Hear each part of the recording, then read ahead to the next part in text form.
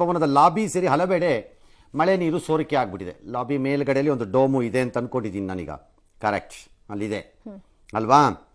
ಯಾಕೆ ಇದನ್ನು ಹೇಳಿದೆ ಅಂದರೆ, ಡೋಮ್ ಅಂದರೆ ಜನರಲಿ ಇಂಥ ಸ್ಟ್ರಕ್ಚರ್ಸಲ್ಲಿ ಸ್ವಲ್ಪ ಯಾಮಾರಿದ್ರು ಲೀಕ್ ಬಂದ್ಬಿಡುತ್ತೆ. ಅದನ್ನು ಆಮೇಲೆ ರಿಪೇರಿ ಮಾಡ್ಕೋಬೇಕು ನೀವು. ಒಬ್ಬೊಬ್ಬರು ನನ್ನ ಮಾತಾಡ್ತಾರೆ, ಈಗ ನನಗೆ ಗೊತ್ತಿದೆ ಅದು. ಭಾಳ ಹಿಂದೆ ಕಂಠೀರವ ಒಳಾಂಗಣ ಕ್ರೀಡಾಂಗಣವನ್ನು ಕಟ್ಟಿದ್ರು ಇಲ್ಲಿ ಬೆಂಗಳೂರಿನಲ್ಲಿ. ಮಾರನೇ ದಿನನೇ ಸೋರಿತ್ತು. ವೆರಿ ನೆಕ್ಸ್ಟ್ ಡೇ ಅಥವಾ 2 days ಲೇಟರ್ ಹಂಗೆ ಸರ್ರಂತ ಸೋರ್ಕತ್ತು. ಡೂಮ್ ಸ್ಟ್ರಕ್ಚರ್ಸ್ ಅಲ್ಲಿ ಕೆಲವು ನಿಯಮಗಳ ಪಾಲನೆ ಅಥವಾ ಸ್ವಲ್ಪ ಏರ್ಪೇರ್ ಆದರೂ ಬಂದುಬಿಡುತ್ತೆ. ಅದು ಕರೆಕ್ಟಾಗಿ ನೋಡ್ಕೊಂಡಿರ್ಬೇಕು. ನೋಡ್ತಾರೆ ಅಂತ ಅನ್ಸತ್ತೆ. ಬಟ್ ಕಾಂಗ್ರೆಸ್ನವರು ನಡೆದ್ರೆ ಒಳಗೆ ವಾಟರ್ ಲೀಕ್ ವರ್ಷದ ಹಿಂದೆ ಆಗಿದ್ದ ಸಂಸತ್ ಭವನದ ಪರಿಸ್ಥಿತಿ ಇದು ಅಂತೆಲ್ಲ ಹೇಳಿದ್ದಾರೆ. One thing we should know, ಅದನ್ನೊಂದು ಒಳ್ಳೆ ಸಂಸ್ಥೆ ಕಟ್ಟಿದ್ದಾರೆ. ಯಾರು ನರೇಂದ್ರ ಮೋದಿನೋ ಅಥವಾ ಯಾರೋ ಖರ್ಗೆನೋ ರಾಹುಲ್ ಗಾಂಧಿನೋ ಹೋಗ್ಬಿಟ್ಟು ಇಲ್ಲಿ ಸಿಮೆಂಟ್ ಸ್ವಲ್ಪ ಉಳಿಸ್ಕೊಂಡ್ಬಿಡು ಹಂಗೆ ಅಡ್ಜಸ್ಟ್ ಮಾಡ್ಕೊಂಬಿಡೋಣ ಅಂತ ಏನೋ ಮಾಡಿರಲ್ಲ. ಆ್ಯಂಡ್ ಲಾರ್ಜ್ ಕನ್ಸ್ಟ್ರಕ್ಷನ್ಸ್ ಅಲ್ಲಿ ಈ ಥರದೆಲ್ಲ ಮೈನರ್ ಅಡ್ಜಸ್ಟ್ಮೆಂಟ್ಸ್ 1-2-3 ವೆದರಿಂಗ್ ಆಗಬೇಕು. 1-2-3 ಸೀಸನ್ಸ್ ಪಾಸ್ ಆಗತ್ತೆ. ಸಾಮಾನ್ಯವಾಗಿ ನಮ್ಮ ಮನೆಯಲ್ಲೂ ಆಗತ್ತೆ ಇದು. ನಿಮ್ಮ ಮನೆಯ ಗೋಡೆಗಳಿಗೆ ಕ್ರ್ಯಾಕ್ ಬರೋದು, ಏರ್ ಕ್ರ್ಯಾಕ್ ತರ ಬರೋದು, ಪ್ಲಾಸ್ಟ್ರಿಂಗ್ ಕ್ರ್ಯಾಕ್ ತರ ಬರೋದು, ಅಲ್ಲಲ್ಲಿ ನೀರು ಕಟ್ಟೋ ತರ ಚೂರು ನೀರು ಸೀಪೇಜ್ ಆಗ್ಬಿಡೋದು, ಇದೆಲ್ಲ ಆಗತ್ತೆ. ಸ್ಟಿಲ್ ಏನು ರಾಜಕಾರಣ ಈಗ ಹಂಗೆಲ್ಲ ಮಾತಾಡ್ಬಾರ್ದು ನಾವು. ಈ ಸಂಸತ್ತಲ್ಲಿ ಚರ್ಚೆ ಮಾಡಬೇಕು ಅಂದರೆ ಮಾಡ್ರಪ್ಪ, ಬೇಡ ಅಂತವ್ರು ಯಾರು. ಇನ್ನು ಹೆಂಗಿದ್ರು ಬೇರೆ ಏನು ಚರ್ಚೆ ಮಾಡಲ್ಲ ನೀವು. ಇದಾದರೂ ಮಾಡಿ ಅಟ್ಲೀಸ್ಟ್ ನಮ್ಮ ಕಾಸಿಗಾದ್ರೂ ಒಂದು 4 ಆಣಿ ಬೆಲೆ ಬರಲಿ. ಮಳೆ ಹೊತ್ತಲ್ಲಿ ತರಕಾರಿ ತರಕ್ಕೆ ಮಗನ ಜೊತೆ ಹೋಗಿದ್ರು.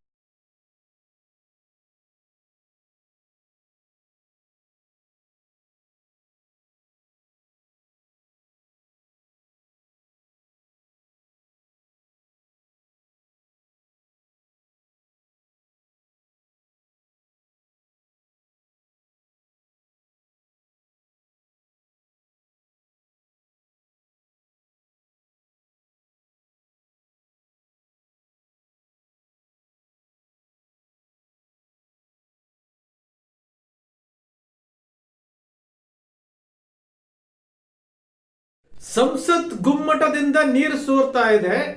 ಮಧ್ಯದಲ್ಲಿ ಬಕೆಟ್ ಇಟ್ಟಿದ್ದಾರೆ, ಬ್ಲೂ ಕಲರ್ ಬಕೆಟ್ ಇಟ್ಟಿದ್ದಾರೆ, ನೀರು ಸುರಿತಾ ಇದೆ.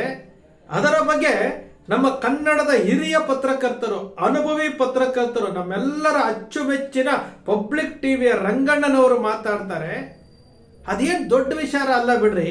ಅಂತ ದೊಡ್ಡ ಕಟ್ಟಡ ಕಟ್ಟದಾಗ ಅದೊಂದು ಸ್ವಲ್ಪ ಸಣ್ಣ ಪುಟ್ಟ ಲೋಪಗಳು ಆಗತ್ತೆ, ಅದೇ ದೊಡ್ಡ ವಿಚಾರ ಅಲ್ಲ ಬಿಡ್ರಿ ಅಂತೇಳಿ ಬಿಗ್ ಬುಲೆಟಿನ್ ಅಲ್ಲಿ ಪಬ್ಲಿಕ್ ಟಿವಿಯ ರಂಗಣ್ಣವರು ಹೇಳ್ತಾರೆ.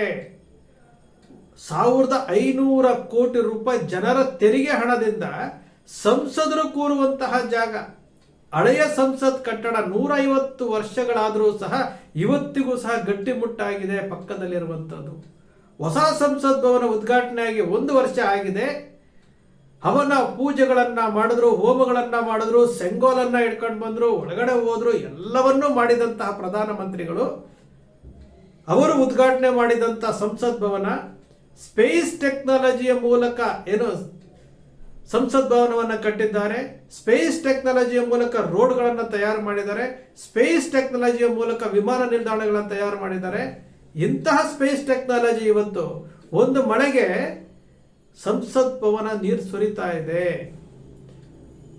ಮಕರ ದ್ವಾರ ಭಾಗದಲ್ಲಿ ನೀರು ನಿಂತಿದೆ. ಇದು 1,500 ಕೋಟಿ ರೂಪಾಯಿ ಖರ್ಚು ಮಾಡಿ ಕಟ್ಟಿರುವಂತಹ ಬಿಲ್ಡಿಂಗ್. ಹಾಗಾದ್ರೆ ಒಳಗಡೆ ಹೋಗಿ ಕುತ್ಕೊಳ್ತಾರಲ್ಲ ಸಂಸದರಿಗೆ, ಹಾಲಿ 543 ಪ್ಲಸ್ 250 ಜನ ರಾಜ್ಯಸಭಾ ಸದಸ್ಯರು ಜೊತೆಗೆ ಸಿಬ್ಬಂದಿ ವರ್ಗ ಇವರೆಲ್ಲ ಕೂರ್ತಾರಲ್ಲ, ಅವ್ರಿಗೆ ನಿಜಕ್ಕೂ ಭದ್ರತೆ ಅನ್ನೋದಿದೆಯಾ?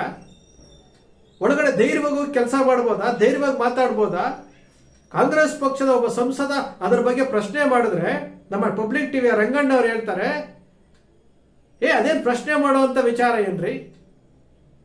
ಅಂದ್ರೆ ಅಷ್ಟು ಸಾವಿರಾರು ಜನ ಕೂರುವಂತಹ ಜಾಗಕ್ಕೆ ಭದ್ರತೆ ಇಲ್ಲ, ಅದು ನೀರು ಸುರಿತಾ ಇದೆ 1 ವರ್ಷಕ್ಕೆ ಅಂತಂದ್ರೆ ನಾಳೆ ದಿವಸ ಹೆಚ್ಚು ಕಡಿಮೆ ಆದ್ರೆ ಯಾರು ಹೊಣೆ? ಅದಕ್ಕೆ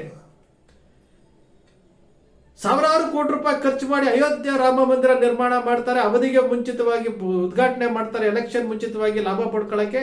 ಅಯೋಧ್ಯೆನಲ್ಲೇ ಬಿಜೆಪಿ ಸೋಲುತ್ತೆ. ಅಂತಹ ಅಯೋಧ್ಯ ರಾಮ ಮಂದಿರದ ಒಳಗಡೆ ಗರ್ಭಗುಡಿದಲ್ಲಿ ನೀರು ನಿಲ್ಲುತ್ತೆ, ಮೇಲ್ಗಡೆ ಏನೋ ಡೂಮಿಂದ ನೀರು ಬರುತ್ತೆ, ಒಳಚರಂಡಿ ವ್ಯವಸ್ಥೆ ಇಲ್ಲ ಅಂತ ಪ್ರಧಾನ ಅರ್ಚಕರು ಹೇಳ್ತಾರೆ. ಇವತ್ತು ಬಿಹಾರದಲ್ಲಿ 10ರಿಂದ 15 ಸೇತುವೆಗಳು ಕುಸಿದೋಗಿದ್ದಾವೆ. ಹಾದಿ ಬೀದಿನಲ್ಲಿ ರೋಡ್ಗಳು ಬಾಯಿ ತೆರೀತಾ ಇದ್ದಾವೆ, ವಿಮಾನ ನಿಲ್ದಾಣಗಳ ಮೇಲ್ಛಾವಣಿಗಳು ಕುಸಿತಾ ಇದ್ದಾವೆ, ಇಷ್ಟೆಲ್ಲ ಆಗ್ತಾ ಇದೆ. ಆದರೂ ಸಹ ನಮ್ಮ ಪ್ರಧಾನಮಂತ್ರಿಗಳಿಗೆ ಅದರ ಬಗ್ಗೆ ಪರಿವೇ ಇಲ್ಲ. ಯಾಕೆ ಪರಿವಿಲ್ಲ ಅಂತಂದ್ರೆ ಅವರು ಯಾವತ್ತಿಗೂ ಸಹ ಜನರ ಮುಂದೆ ಮುಕ್ತವಾಗಿ ಮಾತನಾಡ್ತಿಲ್ಲ. ಎಲೆಕ್ಷನ್ ಟೈಮಲ್ಲಿ ಯಾರೋ ಬರ್ಕೊಟ್ಟಿದ್ದನ್ನ ಭಾವನಾತ್ಮಕವಾಗಿ ಮಂಗಲಸೂತ್ರ, ಹಿಂದೂ ಮುಸ್ಲಿಂ, ನಾನು ದೇವರು, ನಾನು ಹಿಂದುಳಿದವನು, ಈ ರೀತಿ ಭಾವನಾತ್ಮಕವಾಗಿ ಮಾತಾಡೋದು ಬಿಟ್ರೆ ಜನರ ಮುಂದೆ ಏನೋ ಇಂಟ್ರಾಕ್ಷನ್ ಇಲ್ಲ ಅವ್ರದ್ದು. ಓಲಿ ಮಾಧ್ಯಮಗಳ ಮುಂದೆ ಏನಾದರೂ 10 ವರ್ಷದಿಂದ ಪ್ರೆಸ್ ಮೀಟ್ ಮಾಡಿದಾರ, ಮಾಧ್ಯಮಗಳ ಪ್ರಶ್ನೆಗಳಿಗೆ ಉತ್ತರ ಕೊಡ್ತಾರ ಅಂತಂದ್ರೆ ಅದೂ ಇಲ್ಲ. ತನಗೆ ಬೇಕಾದಂಥವ್ರನ್ನ ತನ್ನ ಮನೆಗೆ ಕರೆಸ್ಕೊಂಡು ಎಂಟ್ರಿ ಕೊಡುವಂತಹ ಪ್ರಧಾನಮಂತ್ರಿಗಳು. ರಸ್ತೆಗಳು ಹಾಳಾಗ್ತಾ ಇದ್ದಾವೆ, ಸೇತುವೆಗಳು ಹಾಳಾಗ್ತಾ ಇದ್ದಾವೆ, ವಿಮಾನ ನಿಲ್ದಾಣಗಳು ಬೀಳ್ತಾ ಇದ್ದಾವೆ, ಅಯೋಧ್ಯ ರಾಮ ಮಂದಿರ ನೀರಿನಿಂದ ಆವೃತ ಆಗಿದೆ, ಇವತ್ತು ಸಂಸತ್ ಭವನ ಜಲಾವೃತ ಆಗಿದೆ, ಒಳಗಡೆ ಡುಂಗ್ನಿಂದ ನೀರು ಬರ್ತಾ ಇದೆ, ಬಕೆಟ್ ಇಡ್ತಾರೆ. ಈ ಪರಿಸ್ಥಿತಿಗೆ ನಮ್ಮ ದೇಶ ಹೋಗಿ ತಲುಪಿದೆ. ಪ್ರಶ್ನೆ ಮಾಡಬೇಕಾದಂತಹ ಮಾಧ್ಯಮಗಳು ಏನ್ ಮಾಡ್ತಾ ಇದ್ದಾವೆ? ಭಾರತೀಯ ಜನತಾ ಪಕ್ಷದ ಮಾರ್ಕೆಟಿಂಗ್ ಏಜೆಂಟ್ಗಳಾಗಿ ಕೂತಿದ್ದಾವೆ. ಪ್ರತಿಪಕ್ಷವಾಗಿರ್ಬೇಕಾದಂತಹ ಮಾಧ್ಯಮಗಳು ಭಾರತೀಯ ಜನತಾ ಪಕ್ಷದ ಮಾರ್ಕೆಟಿಂಗ್ ಏಜೆಂಟ್ಗಳಾಗಿ ಅವರನ್ನ ವಿಜೃಂಭಿಸ್ತಾ ಇದ್ದಾರೆ ಹೊರತು ನಾವು ಈ ಜವಾಬ್ದಾರಿ ಸ್ಥಾನದಲ್ಲಿ ಇದ್ದೀವಿ, ನನಗೆ ಜನ ಈ ತರ ಸಂವಿಧಾನದಲ್ಲಿ ಈ ತರ ನನಗೆ ಜವಾಬ್ದಾರಿ ಕೊಟ್ಟಿದ್ದಾರೆ, ನಾನು ಪತ್ರಕರ್ತನಾಗಿ ಪ್ರಶ್ನೆ ಕೇಳಬೇಕು ಅನ್ನೋ ಸ್ವಲ್ಪ ಪರಿಜ್ಞಾನವನ್ನೇ ಮರೆತಂತಹ ಪತ್ರಕರ್ತರು ಇವತ್ತು ಸ್ಯಾಟಲೈಟ್ ಚಾನೆಲ್ಗಳು ಅವರ ಹೊಟ್ಟೆ ತುಂಬಿಸ್ಕೊಳ್ಳೋದಕ್ಕೋಸ್ಕರವಾಗಿ ಮಾರ್ಕೆಟಿಂಗ್ ಎಕ್ಸಿಕ್ಯೂಟಿವ್ಗಳಾಗಿ ಬದಲಾವಣೆ ಆಗಿದ್ದಾರೆ. ಇದು ದುರಂತ. 1,500 ಕೋಟಿ ಖರ್ಚು ಮಾಡಿ ಕಟ್ಟಿರುವಂತಹ ಸಂಸತ್ ಭವನ, ಸಾವಿರಾರು ಕೋಟಿ ರೂಪಾಯಿ ಖರ್ಚು ಮಾಡಿರುವಂತಹ ಅಯೋಧ್ಯ ರಾಮ ಮಂದಿರ, ಸಾವಿರಾರು ಕೋಟಿ ರೂಪಾಯಿ ಖರ್ಚು ಮಾಡಿರುವಂತಹ ಮೇಲ್ಸೇತುವೆಗಳು, ಯೋಚನೆ ಮಾಡಿ. ನಮಗೂ ಅದಕ್ಕೆ ಸಂಬಂಧವೇ ಇಲ್ಲ ಅನ್ನೋ ರೀತಿಯಲ್ಲಿ ನಾವು ನಡ್ಕೊಳ್ತಾ ಇದ್ದೀವಲ್ಲ. ಈ ದೇಶದ ಹಣಕಾಸು ಸಚಿವರು ವಿಫಲ ಆಗ್ತಾ ಇದ್ದಾರೆ ಅಂತೇಳಿ ಈ ರಾಜ್ಯದ ಮುಖ್ಯಮಂತ್ರಿ ಸಿದ್ದರಾಮಯ್ಯನವರು ನರೇಂದ್ರ ಮೋದಿ ಅವರಿಗೆ ಪತ್ರ ಬರೀತಾರೆ, ನಿರ್ಮಲಾ ಸೀತಾರಾಮನ್ ಅವರ ಕೈ ಬಿಡಿ, ಅವರಿಗೆ ಹಣಕಾಸು ಖಾತೆ ಬಗ್ಗೆ ಗೊತ್ತಿಲ್ಲ ಅಂತ ಹೇಳುವಂತಹ ಪರಿಸ್ಥಿತಿ.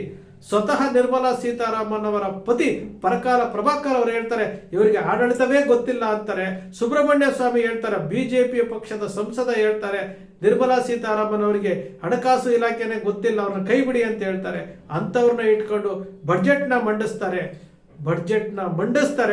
ಬಡ್ಜೆಟ್ನಲ್ಲಿ 11.5 ಲಕ್ಷ ಕೋಟಿ ರೂಪಾಯಿ ಜನರ ತೆರಿಗೆ ಹಣ ಸಾಲದ ಬಡ್ಡಿಗೆ ಹೋಗ್ತಾ ಇದೆ. 185 ಲಕ್ಷ ಕೋಟಿ ಸಾಲ, ವಿದೇಶಿ ಸಾಲ ಆಗಿದೆ. ಆದರೂ ಸಹ ನಮ್ಮ ಪ್ರಧಾನಮಂತ್ರಿಗಳಿಗೆ ಏನೂ ಗೊತ್ತಾಗ್ತಿಲ್ಲ, ನನಗೂ ಅದಕ್ಕೆ ಸಂಬಂಧವೇ ಇಲ್ಲ ಅನ್ನೋ ರೀತಿ ನಡ್ಕೊಳ್ತಾ ಇದ್ದಾರೆ. ಸ್ನೇಹಿತರೆ, ಪ್ರಶ್ನಿಸಬೇಕಾದಂಥದ್ದು ಪ್ರತಿಯೊಬ್ಬ ಪ್ರಜೆಯ ಕರ್ತವ್ಯ. ನೀವು ಮೌನವಾಗಿದ್ದರೆ 75 ವರ್ಷಗಳ ಹಿಂದೆ ಬ್ರಿಟಿಷರು ಯಾವ ರೀತಿ ಆಡಳಿತ ಮಾಡ್ತಿದ್ರು ಅದಕ್ಕಿಂತ ಕೆಟ್ಟದಾಗಿ ಇವತ್ತು ಆಡಳಿತ ನಡೀತಾ ಇದೆ. ನಮ್ಮ ಜನರ ತೆರಿಗೆ ಹಣವನ್ನು ಐಷಾರಾಮಿ ಜೀವನಕ್ಕೆ ಬಳಸ್ಕೊಳ್ತಾ ಇದ್ದಾರೆ, ಅದರಲ್ಲೂ ಭದ್ರತೆ ಇಲ್ಲದಂತಹ ಆಡಳಿತ. ಸ್ನೇಹಿತರೆ, ನಿಮ್ಮ ಅಕ್ಷರ ಮೀಡಿಯಾ ಯಾವತ್ತೂ ಸೃಷ್ಟಿ ಮಾಡೋದಿಲ್ಲ, ಕಲ್ಪನೆ ಮಾಡೋದಿಲ್ಲ, ವಾಸ್ತವದ ವಿಚಾರಗಳನ್ನು ವಿಶ್ಲೇಷಣೆ ಮಾಡುತ್ತೆ. ನಿಮ್ಮ ಅಕ್ಷರ ಮೀಡಿಯಾದ ವಿಶ್ಲೇಷಣೆ ನಿಮ್ಗೆ ಇಷ್ಟ ಆಯಿತು ಅಂದರೆ ಸಬ್ಸ್ಕ್ರೈಬ್ ಆಗಲಿಲ್ಲ ಅಂದರೆ ಸಬ್ಸ್ಕ್ರೈಬ್ ಮಾಡ್ಕೊಳ್ಳಿ, ಪಕ್ಕದಲ್ಲಿ ಕಾಣುವಂಥ ಬೆಲ್ ಐಕಾನ್ ಪ್ರೆಸ್ ಮಾಡಿ, ಶೇರ್ ಮಾಡಿ, ಪ್ರೋತ್ಸಾಹ ನೀಡಿ.